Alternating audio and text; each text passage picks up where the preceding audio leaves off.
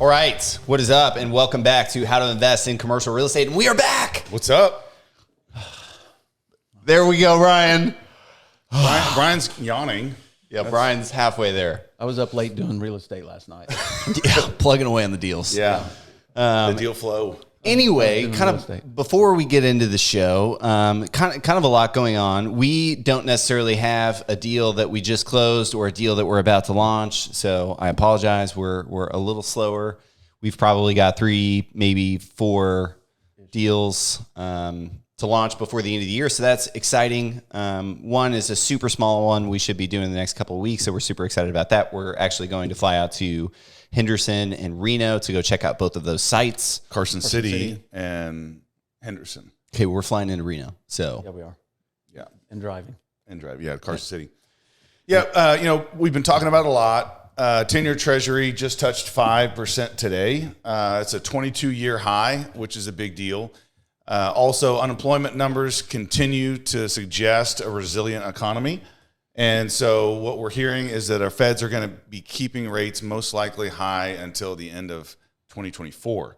So we have to, all real estate investors need to keep that on their radar as we move into 2024. So a couple of things. Remind us kind of what the 10-year Treasury is, because the 10-year Treasury is kind of like a global lending benchmark, so to speak.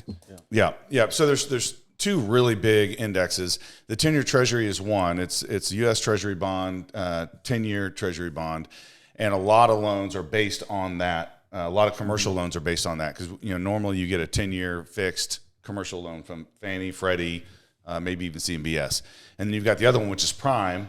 And a lot of times Prime decides what short-term interest rates are, like our development deals. Floating stuff. And that is like 8.5 at the moment, which is also really, really high, maybe a 20-year high as well. So those are the 2 rates that we're dealing with, and we just have to keep an eye on them because as we get further and further into the cycle with higher and higher rates, people that need to refinance that aren't in a good position, like we've talked about earlier, are going to be struggling. And those are going to turn into opportunities. It's also going to put downward pressure on pricing and upward pressure on cap rates. So make sure everybody knows that. But I think generally speaking, I mean, it's not a news channel, but there's a lot going on. Like 2024 is also an election cycle. We've got the Ukraine and Russia conflict. We've now got the Israel-Hamas conflict. Yep. Crazy time. So if anything, now's the time to be paying attention. Now's the time to be nimble. Now's the time to make fast course corrections when you see so, because things are changing kind of super fast right now. And like I said, opportunities are going to start to hit the market, and they're not going to look necessarily like really good deals, but they most likely will prove to be good deals as the cycle goes. Yeah, just like you can get a bank-owned deal at 30% off. Yeah, maybe today it doesn't make just a ton of cash flow, but you're buying 30-40% below where it's going to be trading 2 years from now. So that's important. just like there were good deals in 2008 and 9, there were back in 2001. Yep. It's going to be the same. So yeah, like you said, you got to keep your eye out. So that kind of bridges perfect into the concept of the show here, because the theme we're going with today is to stop spending as much time trading as much time for money, right? We need to have money make some money. We need to make some smart investments. We need to stop just having this ideology of I'm going to go get a job and that's my only source of income, because we know there's a way to make more money, and money typically buys you freedom, time freedom. And most people don't like to talk about money for whatever reason, because it's pretentious or it's shiny, but people love to talk about time. So today we're going to talk about time, right? Yeah. And so guys, it's so important. Most of you guys listening are working a day job, and that's totally respectable and it's totally fine. But when are you planning on quitting that day job? I work a day job. Yeah. Ask yourself the question, when am I, what's my plan? When am I quitting? And most of you are going to say 65. Most of you are going to say 70. And the question we want to ask you today is, why are you picking that number as a goal? Most of you, it's because of cultural significance, right? It's not because you're excited to get your Social Security check, the $400 a month that you're going to get when you turn 65. Like, oh, that's the reason you're quitting your day job?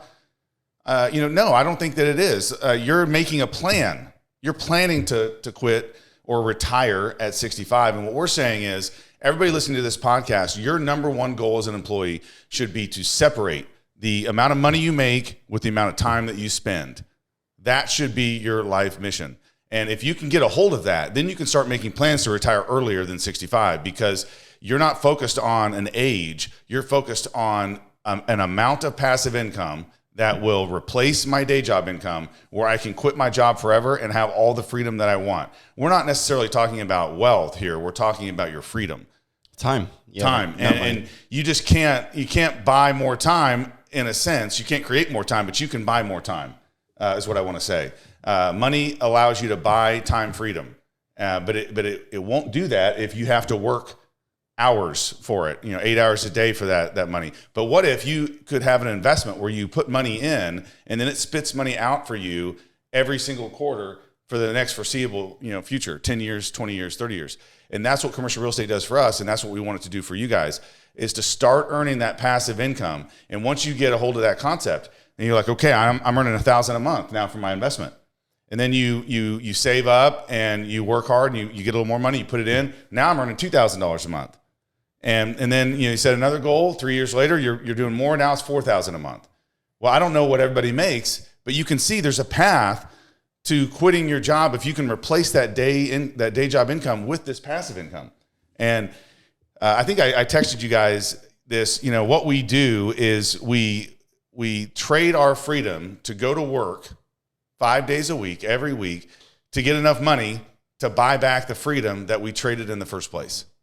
And that really stuck with me. I think I read it in one of the books I was reading, is that we start with freedom, but then we get mortgages and we get car loans and we get student debt and we have all these obligations. So then we trade the freedom that we have to pay for the stuff that we didn't really need in order to buy back the freedom that we had in the first place. And so, most people, they're trading 5 days for 2. They go to work 5 days and then they get 2 days of freedom.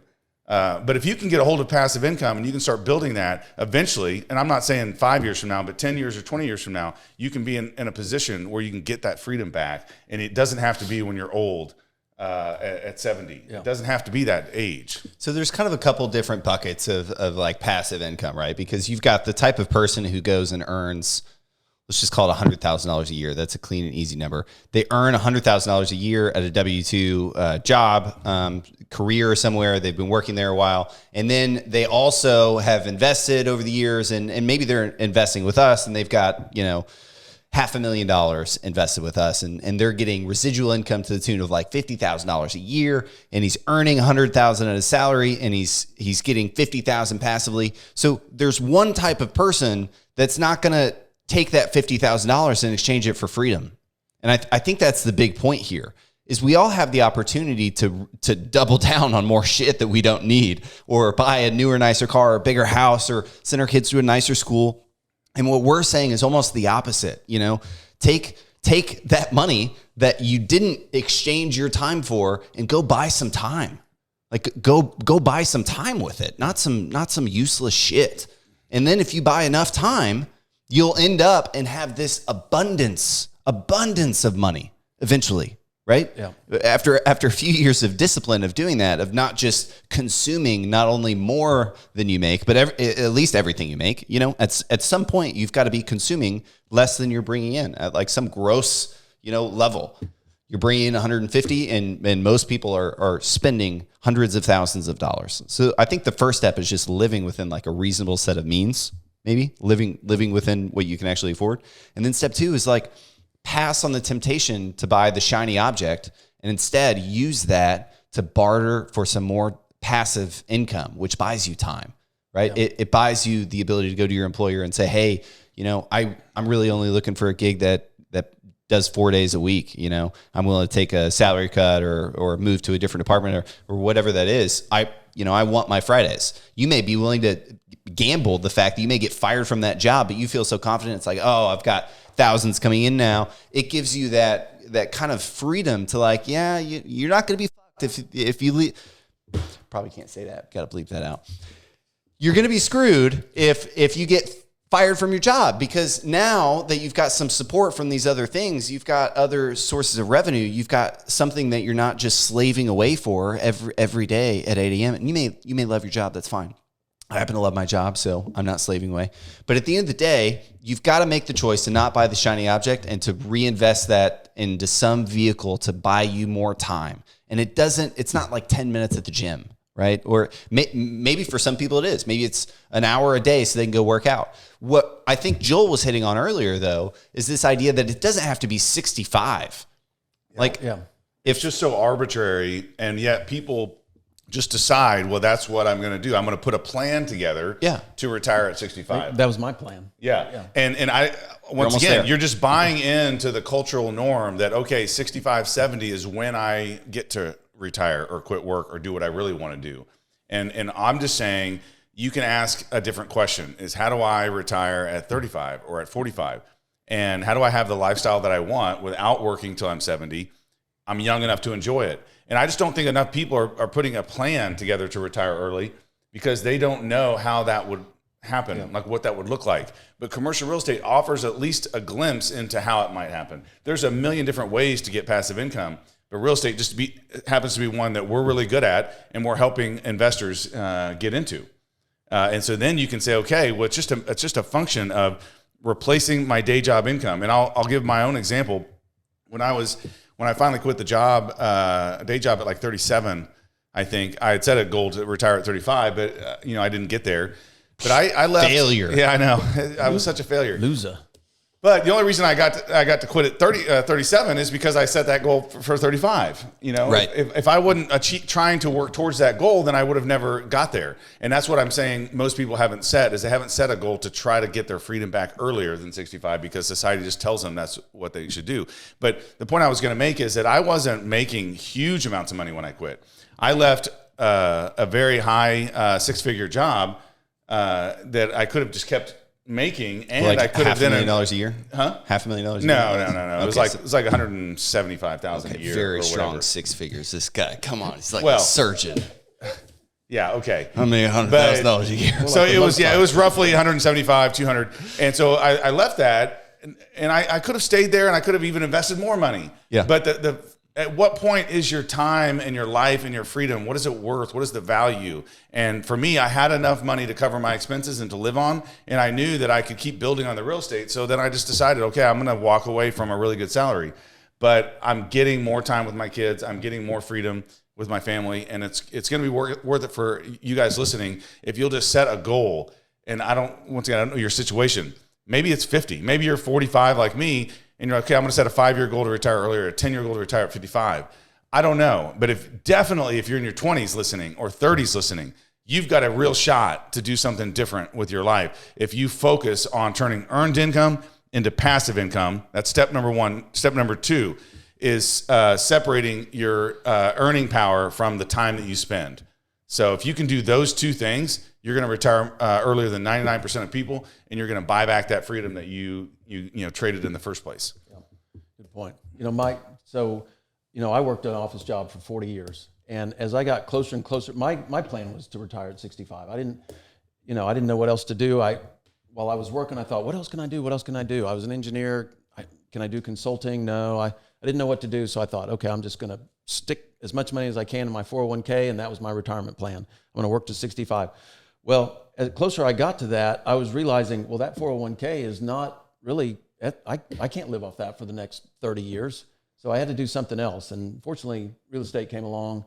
I worked a day job for about 5 more years, and then I was able to retire. And like you guys were saying, I wish I'd have done it earlier. So I feel like we're glazing over the best parts of the story, right? Because I feel like some people think we're up here talking about passive income. And I want to give my experience. I don't have a lot of passive income in real estate because I work so freaking hard to manage the real estate. It's not like I'm just writing Brian and Joel a check and then forgetting about it and then they mail me a check. That would be amazing if only there was somebody who did that. But anyway, back to your point, which I completely forgot. Oh, that's great. You said you were glazing over the... the best part of the story, right? You didn't own the commercial real estate company. You were still working that job. You were living on less than your means. You had access to a little bit of capital that you had saved up throughout the years, and you saw an opportunity to be a completely passive investor in real estate. Right. I didn't have a real estate company. I was just investing. Completely passive. Yeah. So people love to shit on passive income. That is passive. Yeah. You wrote a check, you got a lot bigger check back. Actually, that still pays you checks, doesn't Yeah, it? they're still paying me checks. Still paying you checks. The worst deal Joel ever made. The best deal for Brian. But that's what you have to do when you're starting out, right?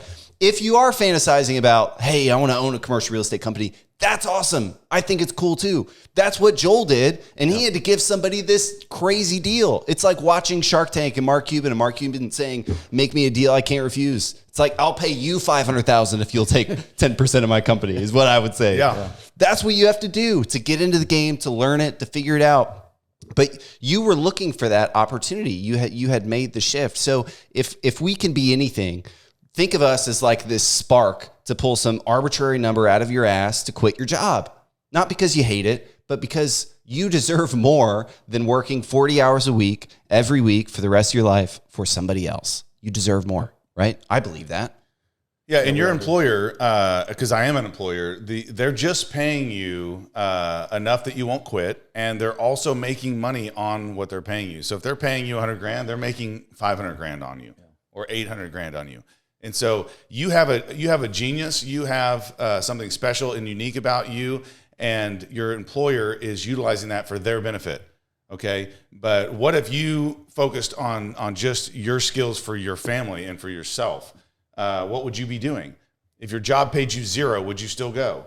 And if you would, great, you have a great job. But and if you make $600,000 a year at your job, okay, great, you got a great job. You can afford to keep working at that job because there's so much excess cash that you can invest. But most people aren't in that boat. You're in a job you don't like. You're in a job that requires too much of your time. And we're just saying, why? Why have you not at least set a goal to quit that job and to do whatever it is that you really love? And we want to be a resource to help you do that. Hey guys, Joel said I should quit my job, so I'm out. Yeah. Now, don't go quitting your Do job. that Monday, or today. Today's Monday. All right. Well, hopefully we encouraged you. We want to be inspirational to you and to help you achieving your goals. But we think commercial real estate is a great option to start that passive income and start replacing that day job income right now. I feel inspired right now. There goes Braden. I He's quit. out. You're quitting? I quit. Yeah. He's out. He's out. Done. Thank God we finally got rid of him.